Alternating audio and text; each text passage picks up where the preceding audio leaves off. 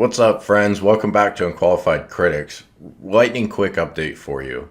Yesterday I covered that Arcade1up's going to be at CES this year, and they're going to have news about new cabinets and new categories of products. We didn't know exactly the day. Well, GameSpot just broke the news. It's going to be January 11th. Of course, we don't know exactly what we're getting. There also is not information here on the exact time. What time of day do we need to tune in? We're still waiting on that information.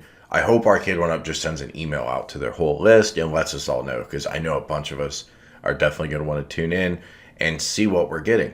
Now, I want you to keep in mind and keep in perspective, this probably will not be the whole lineup for 2021. In fact, I'd put money on that.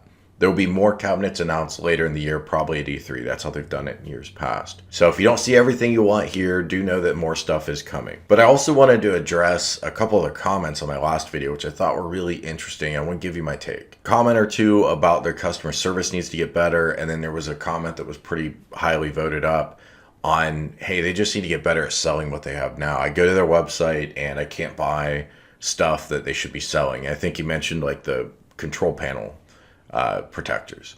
And I would add to that things like the light up marquees and other things that they sell, kinda, but it just says notify me. I agree with you guys. I don't think much of that's going to change. Are they going to have more product to sell on their website still?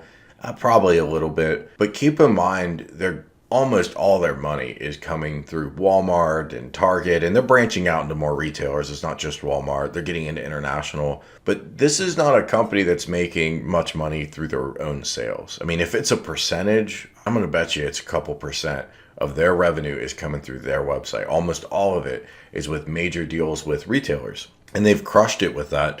We've seen with new entrants come to the table, the MVSX, the iArcade. These guys aren't showing up in Walmarts. And maybe that's just because they can't build enough yet for that level of distribution. But Arcade1up seems to have kind of a chokehold. Now, At Games are in Walmarts and Sam's Clubs, but that's really about it. And they're huge boxes, so they'll have like one or two at a time. That brings me to my next point.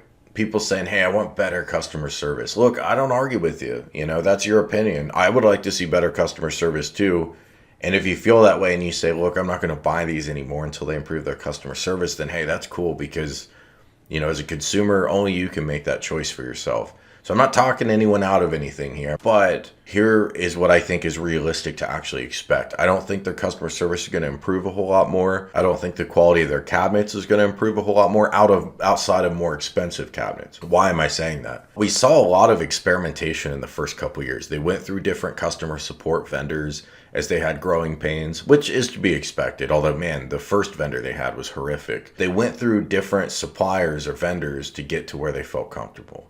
The quality of the cabinets was evolving fast. Wave 1 was garbage. Wave 2 was slightly less garbage, but still mostly garbage. Wave 3 was pretty good. And Wave 3 brought the Marvel Limited Edition with all Sandwalk controls. So they experimented with name brand controls. They experimented with pricing. Marvel Limited Edition was only $400. If you bought the basic Marvel for $300, you'd have to pay another $50 for the riser. Well, Marvel Limited Edition came with a riser, plus a light up marquee, plus arguably better artwork, plus the Sandwalk controls, all for an extra $50. I mean, good God, that was a really good deal. I really wish they'd have stuck with that. But they found they don't have to stick with that. They found a level of quality, a level of presentation, a level of licenses that they can build and sell for $300 for the super basic model. It's still there. $400, but then also $500 for the model with the stool and the light up deck protector. And by the way, I'm not real hype on the stools and the light up deck protector bundles.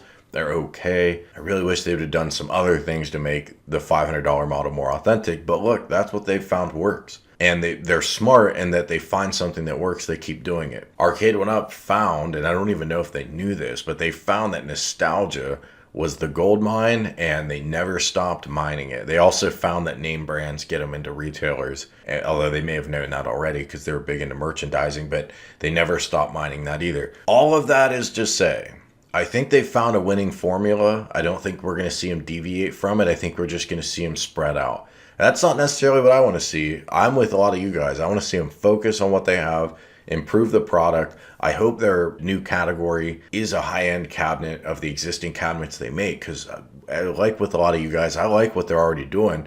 I just want a little bit more of it. And I don't see anybody else really bring the competition. But I don't think anything's going to really change to where they just totally upgrade everything all across the board unless they're forced to by competition, because doing those things is going to lower the amount of profit they make per unit sold. And why would you do that? And I don't think we're anywhere near competition really touching them. I brought up at games, thousands of units sold, tens of thousands, maybe they're close to 100,000 by now with the 2020 rush. They've done a phenomenal job evolving that as a platform. I think they've done a really good job with their product. I have some quibbles with the product. I think they've got too many options and it's all kind of confusing. Their messaging is really confusing. But hey, their product is good. So I'm not knocking it. And I don't personally really care who sells the most or who doesn't. All I'm saying is until someone like At Games or Unico or iArcade or some new player comes in and is selling hundreds of thousands of units or millions of units and really challenging Arcade1up for that shelf space, we're not going to see the major changes. We're going to see the incremental improvements, the incremental evolutions, but you're not going to see the huge shifting like we saw when Wave 1 and Wave 2 came out and Arcade1up was still trying to figure out really who they were. But let's wait and see. January 11th is going to bring a lot of facts for us to look at and pick apart, and we're all going to have opinions on it. And I look forward to your guys' opinion. Let me know what you think in the comments. If you enjoy the video, hit the like button. I'll talk to you soon. Hey, consider hitting that join button to support the channel, and thanks so much for watching.